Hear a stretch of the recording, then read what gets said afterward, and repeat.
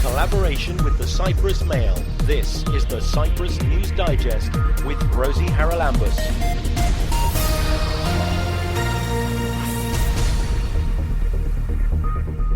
Coming up this week, are our lakes and wetlands being poisoned by lead pellets used by hunters? There was an X-ray done and it actually identified pellets both in its body like its legs, but even worse, it was full of lead pellets in its stomach. And we ask whether government policy is exacerbating the situation involving refugees and asylum seekers in the Paphos district.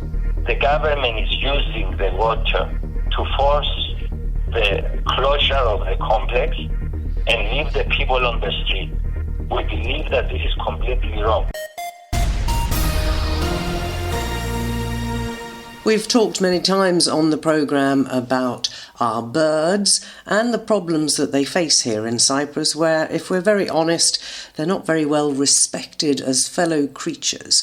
Joining us from BirdLife Cyprus is Tassos Shalis, because a flamingo has been found dead in the Paralimni Lake. It's not the first time, I understand, and it looks, after a post-mortem, as if it's lead poisoning. Tassos, thanks for joining me.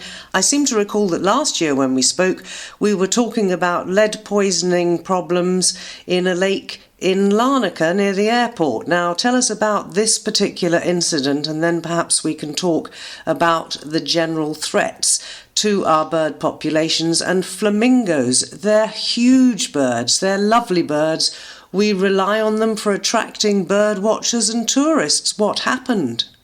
Yeah, thanks for the invite, Rosie. You are absolutely right. They're just so lovely birds. They are a signal of the winter we have in Cyprus, that is a milder winter, and they come here to winter because our lakes don't freeze in comparison to further north from here in Turkey and other wetlands. So we are their home for the winter, but instead of providing them with a safe home, sometimes, and this is not a one case, one incident, but one of many that we'll also follow in the future, unfortunately, sometimes these incidents happen. In particular, like the last Monday, there was a dead flamingo in the Paralimni Lake.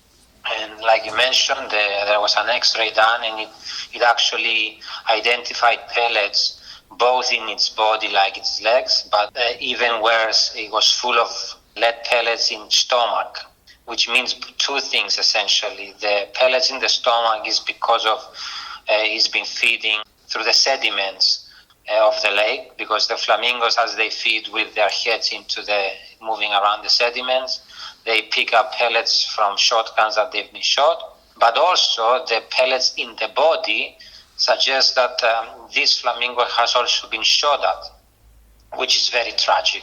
So they face both lead poisoning exposure. In this particular case, we believe is actually the lead exposure to its stomach that caused the death.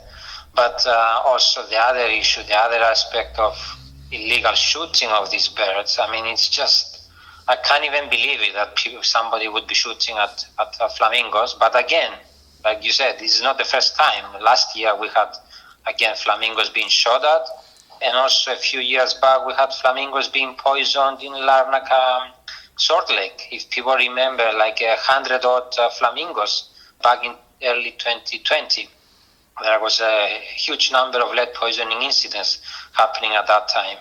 Now, there are two issues at stake here. I think the first one we should talk about is the fact that in both these lakes, or near both these lakes, there certainly used to be, and I don't know if there still are, shooting ranges where people who like to shoot go and practice, at targets? Tell us about how those ranges work.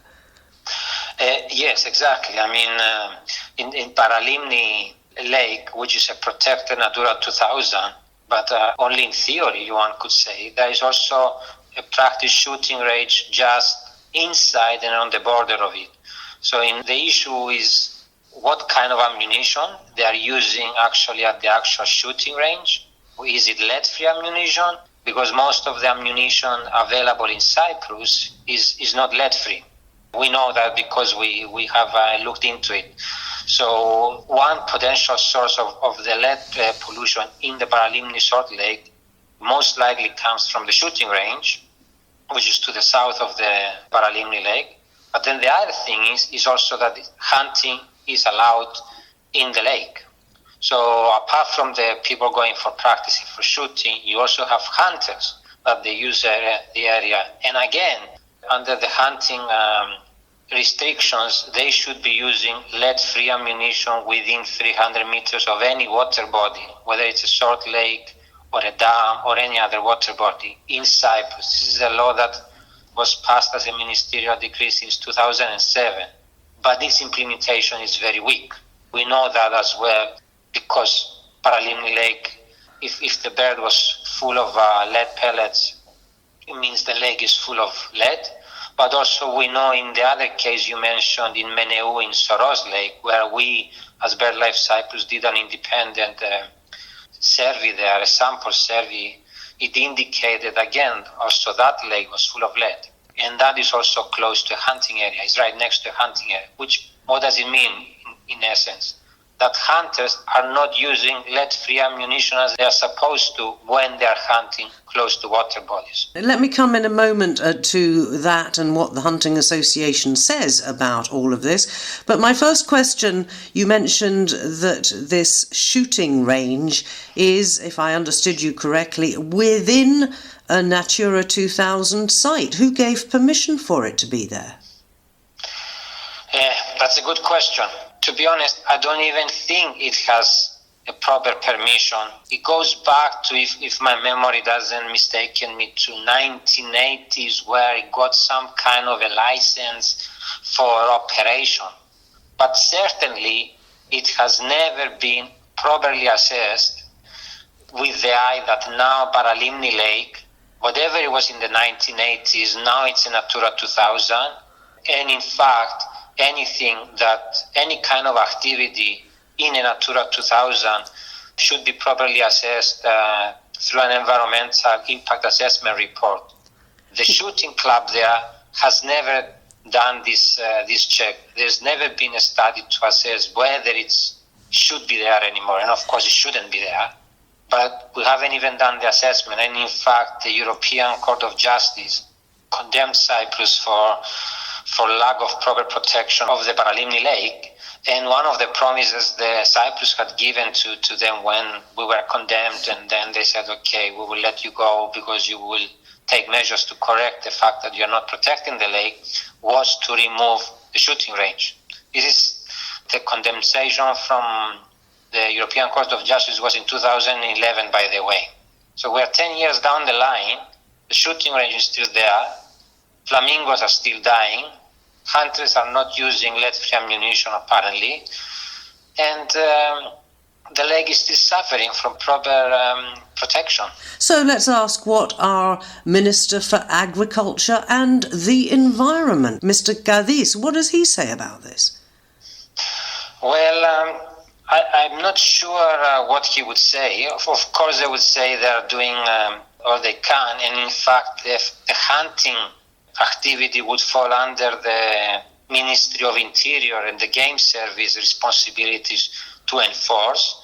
One thing that is happening actually, and will be happening in the next few years, we are part of this project, a 10-year project where the Paralimni Lake and the Larnaca Salt Lakes are Natura 2000 areas where the effort is, with all the partners involved, government and government departments, university departments and NGOs like us, is to improve the management of these areas. Well, there doesn't seem to be any management of these areas.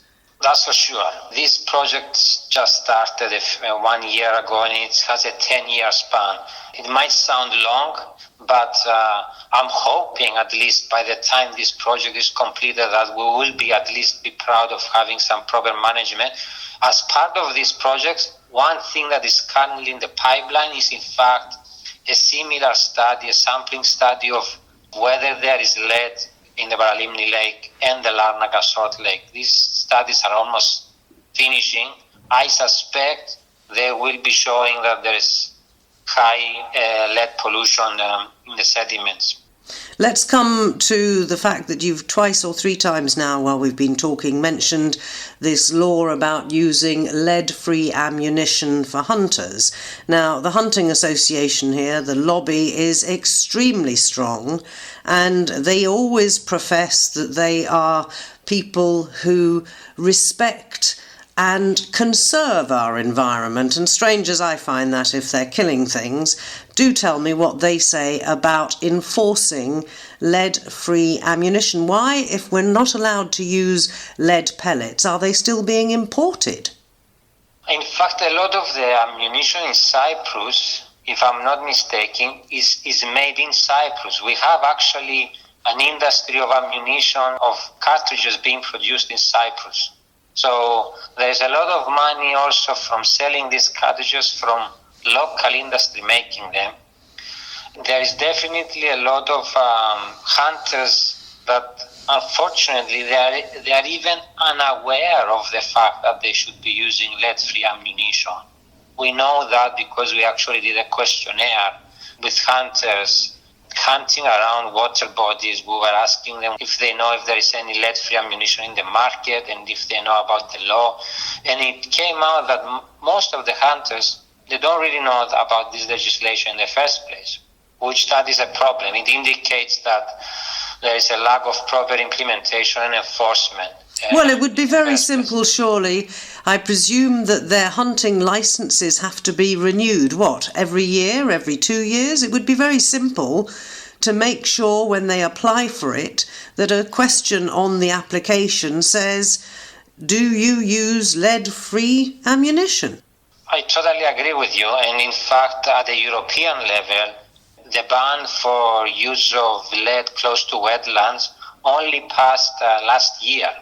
In fact, Cyprus was ahead of Europe in terms of having a law to ban lead close to wetlands. I just believe it was never properly implemented. Well, it doesn't really matter when we pass it if we actually don't enforce it and do anything about it, does it? It could be 100 years old. If it's still going on, what's the point? Yeah, I agree with you. And the other thing is, in the market, there's not much lead-free ammunition available at the moment, but that also goes with whether there's a demand for it, because nobody's asking to use it, not going to be any supply for it in the first place. Tassos, what is replacing lead in this ammunition? I hope you're not going to tell me it's plastic. No, there are some alternatives to lead. Steel is one of the one that is, let's say, the best for a hunter to use as a replacement alternative to lead. There is also a lot of opposition by hunting lobbies, not necessarily the Hunting Association here, but at the European level as well. They are saying that lead-free alternatives are not good enough for shooting, but that is just arguments by the hunting lobbies. The fact is that they got used to using ammunition with lead, and they would like to continue with that, but it's unacceptable anyway to close to water bodies to use lead ammunition. And fortunately, at the European level now, this has been banned. Only last year this was passed. Well, we'll have to wait and see, I suppose, if our authorities here, and I'm sure once again it'll be one ministry saying that's not us that deal with that, it's somebody else, and they'll be saying, but we can't do something because of this. Seems to be the story of Cyprus to me.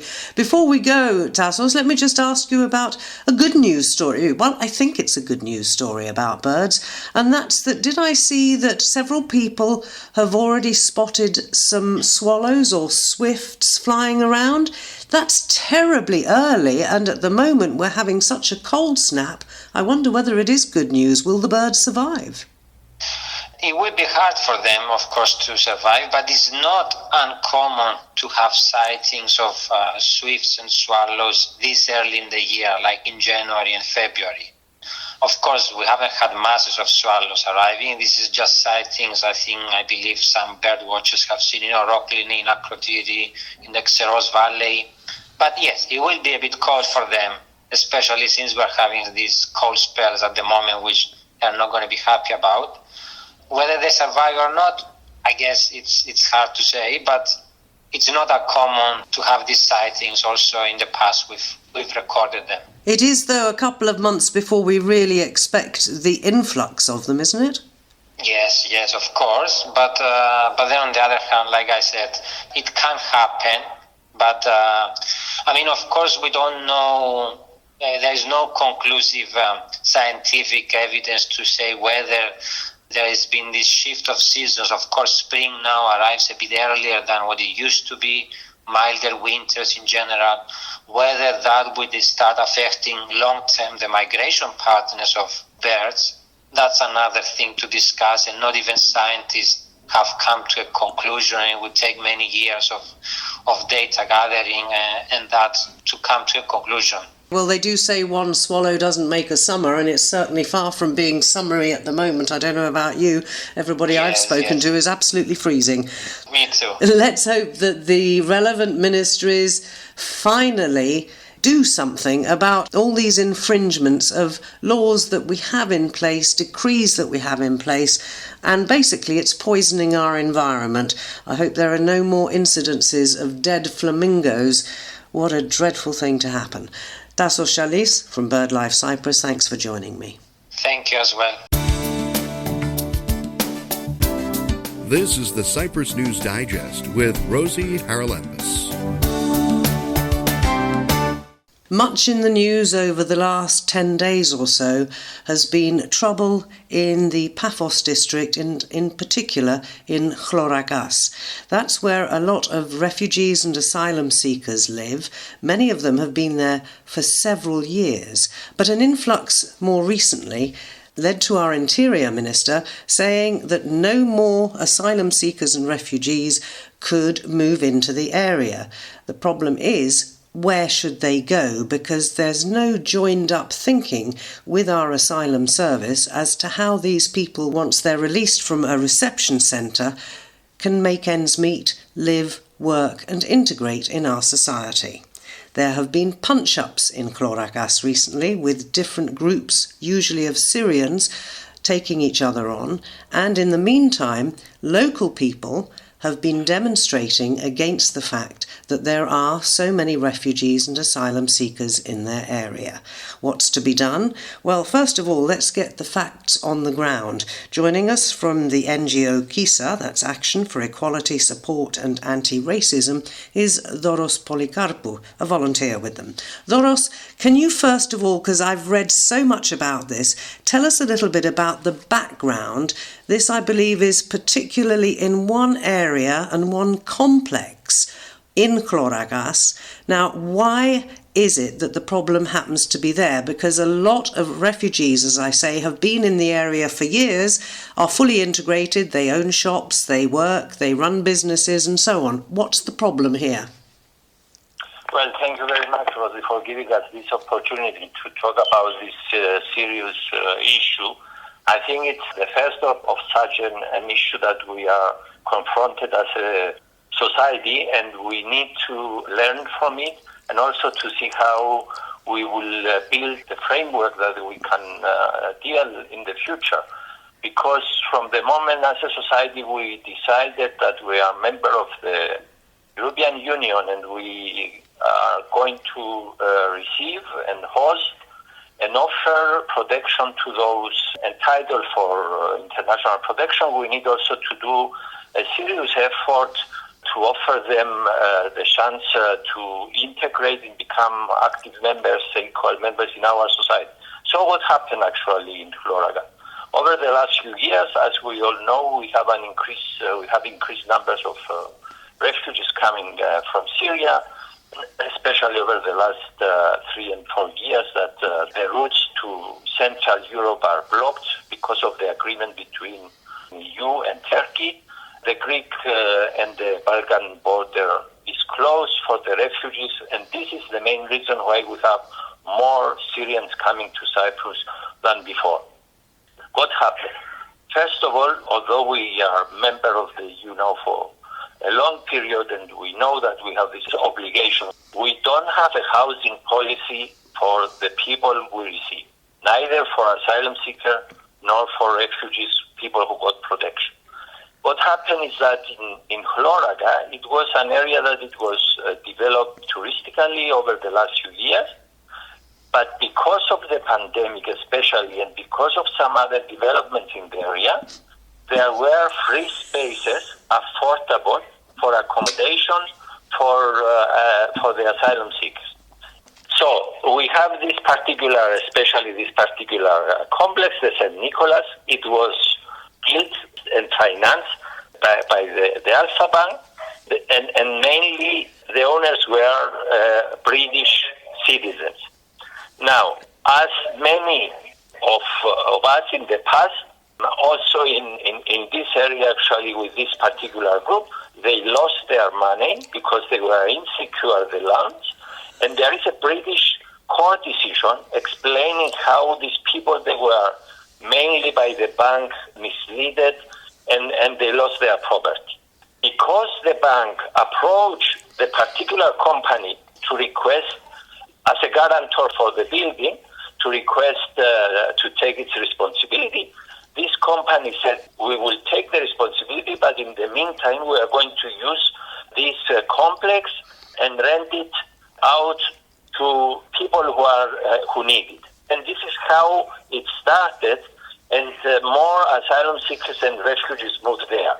We need to take in consideration that at the beginning it was encouraged even by the welfare services because it was cheap, affordable, and relative good accommodation comparing to the difficult, worse living conditions that we mainly have for asylum seekers and refugees in the whole island. This is actually how it came to have increased numbers of asylum seekers and refugees in the area. Paphos traditionally was a city where we had for many years a big Syrian community, and this is why more Syrians, they moved to Paphos area because they had relatives there, because they had people they knew that they could help them to integrate in the society, find accommodation, find jobs, and bring their families to settle down. Okay, but can I just ask you, Doros, why is it that suddenly, after so many years of all these Syrians living perfectly happily together, we've had this trouble between different groups of Syrians?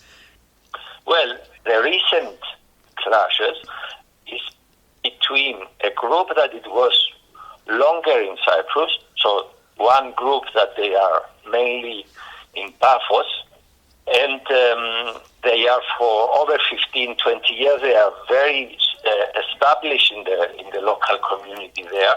And then we have the newcomers who are from the numbers much more. So we have a second group that they arrive on that area, but they try to gain and establish themselves as well. So there are some, between them, some difficulties also in relation to the labor market, because the majority of the Syrians, they work as subcontractors or as workers, builders in the building industry. So I think it started a competition between these two groups on how to gain access more to the labor market. Now, we had this football game, and actually it started in Gado Paphos, the conflict between four young people. So they were chasing each other with a car, and they were trying to, persuade who is more powerful. They were four young people, two from one group, from the other group. Unfortunately, this ended up in a fight between these people. And then the situation there, instead of the police to interfere at that night, they didn't arrest anybody. One of them was injured and was hospitalized. The police did not intervene at that night.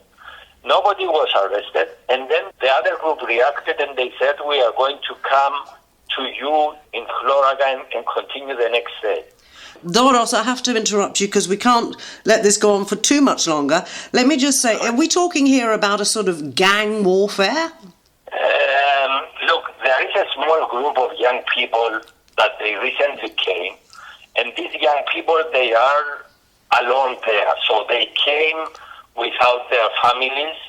They grew up during the war in Syria in very, very difficult conditions. They don't have education.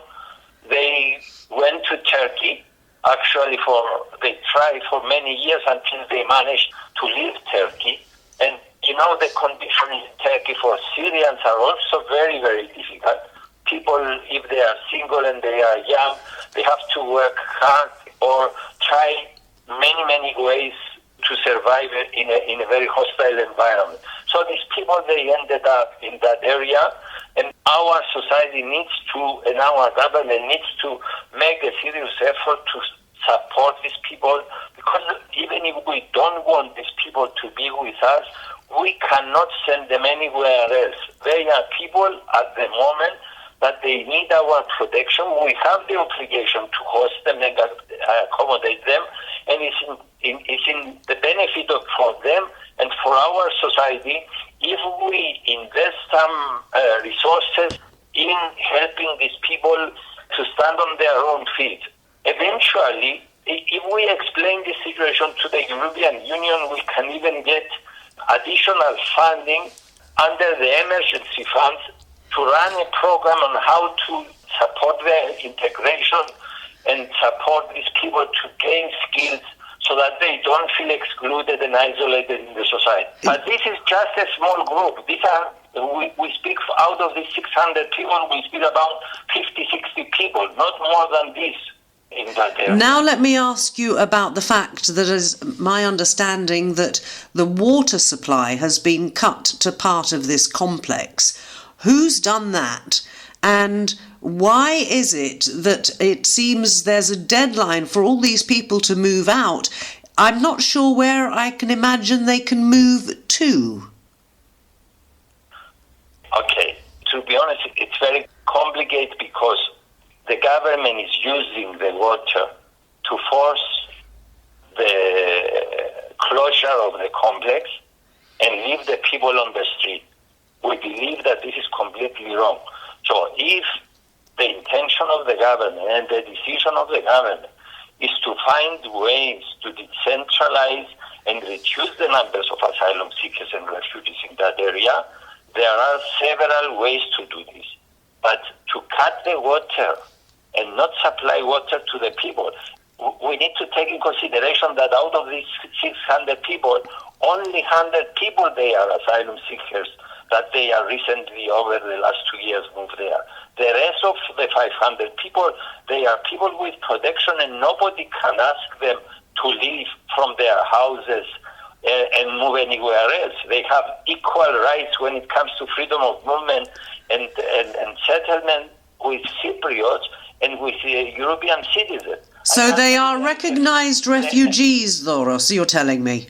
Yes, they have protection. They have international protection, and they are recognized refugees all with subsidiary protection. So why isn't the government moving them to another area where there is proper accommodation, a water supply, a roof over their heads, hopefully some furniture? We've been hearing about people who've been taken out of camps and just dumped on an empty flat. I mean, it doesn't seem to me that there is any joined up thinking at all in the relevant departments who are trying to deal with this, and the way they're doing it seems to be making matters worse.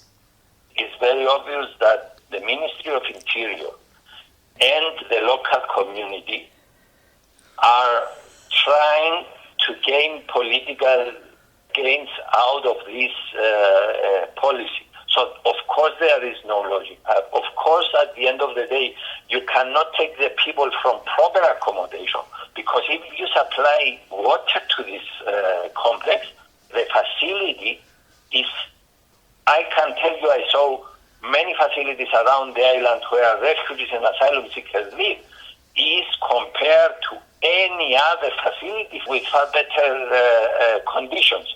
Every flat had its own fridge, had its own washing machine, had its own cookware. It's a relative new, close to the city, where the people can move with a bus and try to have access to the authorities, hospitals and everything.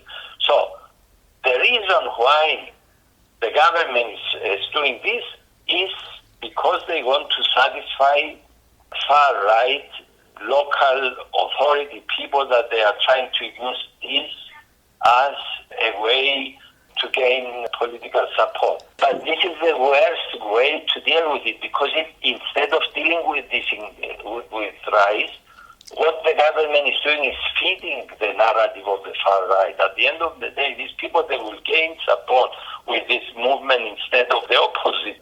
And this is what is very worried as well. Yes, it is indeed extremely worrying. Doros, thank you so much for your time, and we'll all be following with interest because this is coming up on a daily basis, both in the local press and media and on social media, and particularly with the weather as cold as it is at the moment, it must be absolutely dreadful for people. They at least have a roof over their head. I don't suppose they have heating. But if they're forced out of the roof over their head, I do wonder what will happen to them. Thank you for joining me.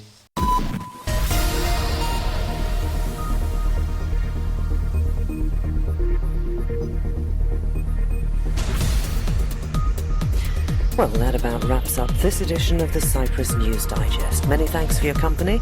Hope you'll join me next week. Till we meet again, take care and God bless. Bye-bye now.